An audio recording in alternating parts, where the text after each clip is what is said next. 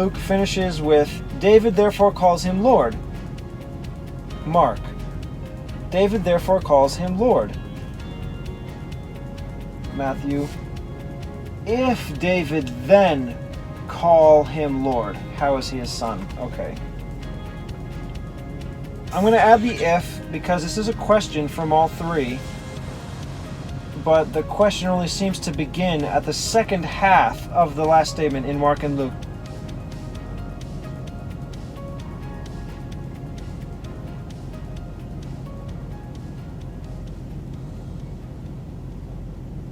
But in Matthew it's the whole thing because the if is there. So I'll make it the style of Matthew. I'll add the if from only Matthew, if. But now all three. David, then Mark. David, therefore Luke. David, therefore. Therefore. I don't think that therefore is necessary. I think then is better.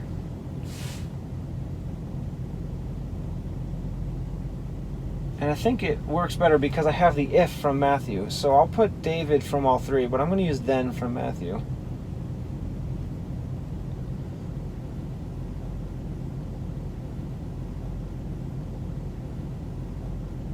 Call him Lord. But Mark has calls him Lord. And Luke has calls him Lord. And Mark has another himself. David therefore himself calls him Lord. But I already had that. David himself does in spirit. But it's repeated in Mark. For David himself dead to the Holy Ghost. Then again, David therefore himself. Yeah, I think I can add that. That's not a problem. Mark only himself. Calls from Mark and Luke, not Matthew. Him Lord is all three. And where is he then his son? And where?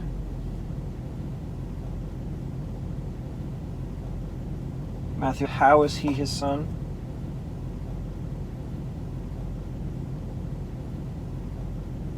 Luke has it best. How is he then his son?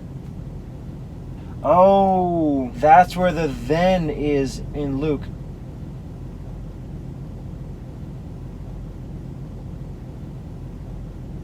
Yeah, that's better than here in Matthew. Luke has both. David therefore calls him Lord. How is he then his son? Okay, since that's the case, I will put therefore from Mark and Luke. Because the then I can use elsewhere. If David therefore himself calls him Lord. It sounds weird to me, but that's exactly how Mark has it. It's got all the extra words.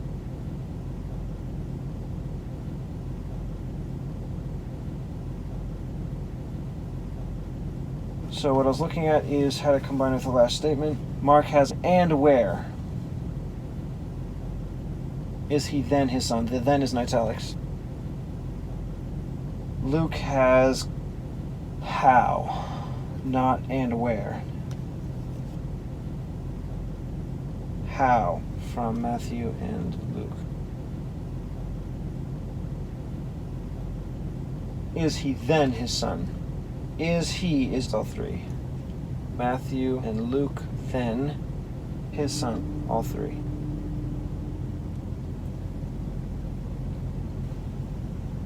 Now, the last verse in Matthew 22.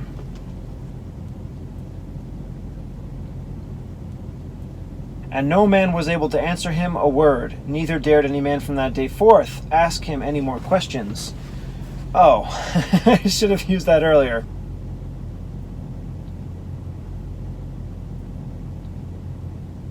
And no man after that dare ask him any question. But in Mark and Luke, Jesus asks them something, and in Matthew they respond. They say to him, the Son of David.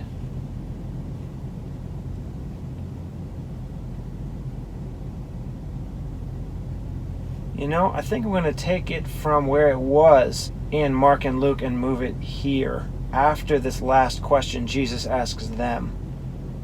Because I can't put in there, no man was able to answer him a word. I can't put that earlier in Mark and Luke because Jesus says, you are not far from the kingdom. So after that, it wouldn't make sense to say no man was able to answer him a word because he didn't ask anything. So there are two reasons why this statement from Matthew should be the location of where the similar statements are in Mark and Luke. Because in Matthew it says, no man was able to answer him a word. Then it adds, neither ask him any more questions. Mark only has, no man after that dare ask him anything. Luke is similar.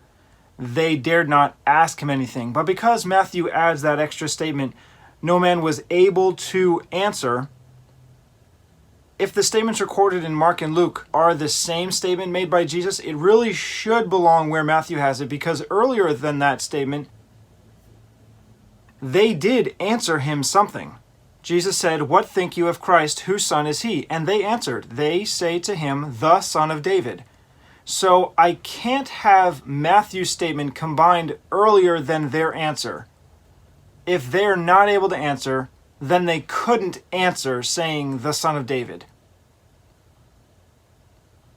After the statements in Mark and Luke, there is no back and forth. It's just statements made by Jesus. So it would make sense for Mark and Luke to have those words there. They dare not ask him anything. And I could have put the verse from Matthew to fit with Mark and Luke because they didn't answer him, but it wouldn't work with Matthew. So the similar statements in Mark and Luke, I will move down to where it's recorded in Matthew. Matthew has, and no man was able to answer him a word.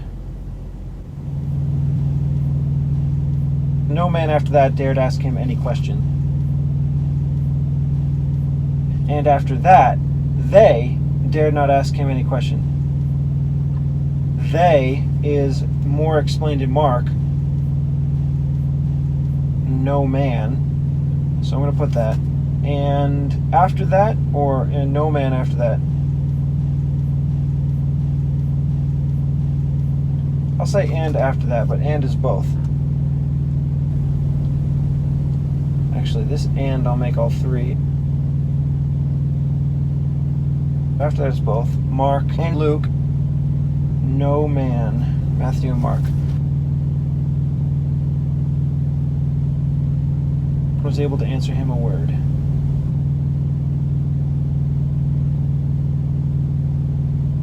Dare ask him.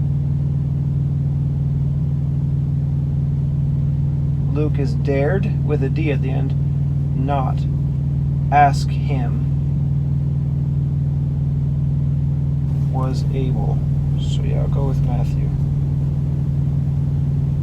Was able to answer him a word. Neither dared. That's Matthew. Luke also has dared. So I'll do that. I'm going to take out Mark and put Matthew and Luke, because I think it actually fits better now with the added statements from Matthew. Dared. They.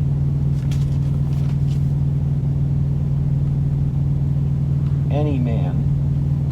I could say any man, or I could say they from Luke. Neither dared they. I think I'll put any.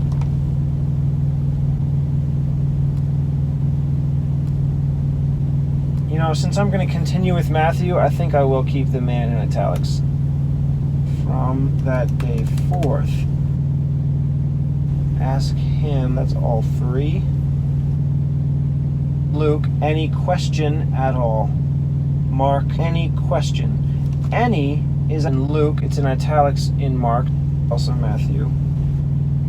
More is added in Matthew. And Luke finishes with question at all, but all three of those words are in italics. Mark, only the word question is there. I mean, any question. So since all three of those words in Luke are in italics, I might just leave at all out.